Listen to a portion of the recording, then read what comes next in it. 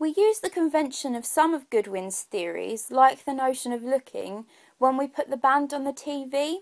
It's like the audience are looking through a TV to the band, and this is selling them as well known as, because if they're already on TV on a music channel, then they're going to be a well-known band. So it's selling them as being bigger than they are. So maybe the audience will start to look at them thinking they're the next big thing. And we also use in the narrative, when they're on the TV, it's when the mother is feeling sad and lonely.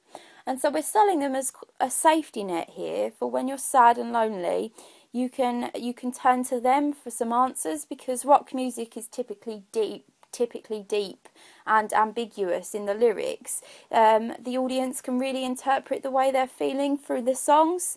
And we use this because our target audience is 12 to 21-year-old teenagers, typically girls. And when you're at that age, you're usually going through quite an identity crisis, and you're really trying to find out who you are as a person. And by identifying with this band, you can then go on to buy their merchandise and listen to their music as a way of expressing themselves.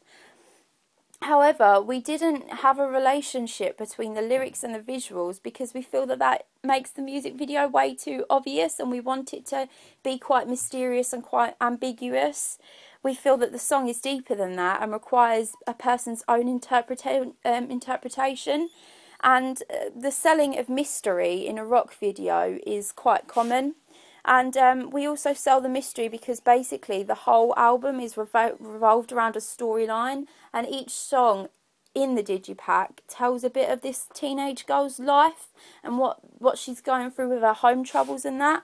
And the reason why we don't really sell the band, and we're selling this story as well, is because it's a unique selling point, and we feel that if the people want to know more about the band, and maybe if they think that the storyline is some way representing what the band have gone through, then maybe they will go on the website and they'll want to look on our social networking that we've posted on the website, like Twitter, just to get to know the band a little bit better. We use performance and narrative in our music video, which is quite typical in a rock music video. But what's less typical is that we don't actually use the artists as characters within the narrative. And this is to do with the whole storyline being sold. It's almost like a mini film throughout the whole of the album. But we do use the artist as performers, and they do have a direct address to the audience to try and sell the music and the band. But we also use the ghost as a performer too, but we only use extreme close-ups of this ghost. Now, close-ups are common in a rock music video, but the reason why they're extreme close-ups is to make the audience feel a little bit uncomfortable, and maybe that instead of just haunting the teenage girl, the ghost is also haunting the music video. And this creates the eerie atmosphere, which is quite typical in a rock music video, and suggests that there is also a deeper storyline that carries on from this also. We also use the typical lip syncing. Now you're with them, your soul has been sold. The words you speak aloud. Beat syncing and beat editing. Forget the ghost, take nothing more.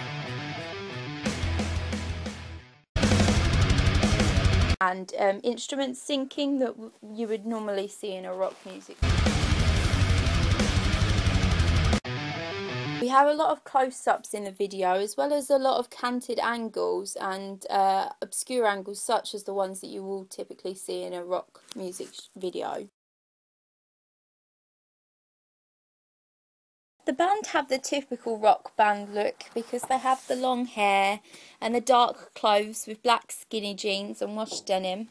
The teen is also in typical look for this subculture, because she's wearing dark clothes, and this is so that the teens that watch the video can identify with her.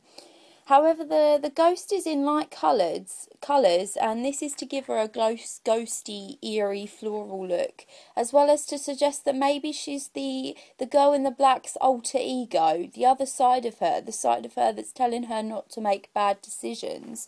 And if you read deeper into that, you could suggest that it's also the band that are stopping you from making bad decisions in life. And the boyfriend is wearing casual and mundane clothes, and this is to keep it keep the whole music video identifiable and not too hyper real and surreal and over the top.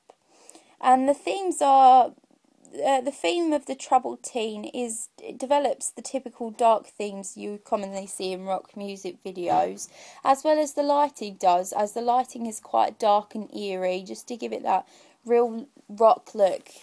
Our visual style is dark and with tinted brown colours over the whole. I've colour corrected it tinted brown through the whole of the music video, and this is to give it maybe a memory look, which is hyper real, or maybe to suggest that the whole music video is haunted, and that refers straight back to the ghost again, and gives it a timed and aged look, which we've developed for the whole of our 3 media texts, for our music video, our digipack and our website.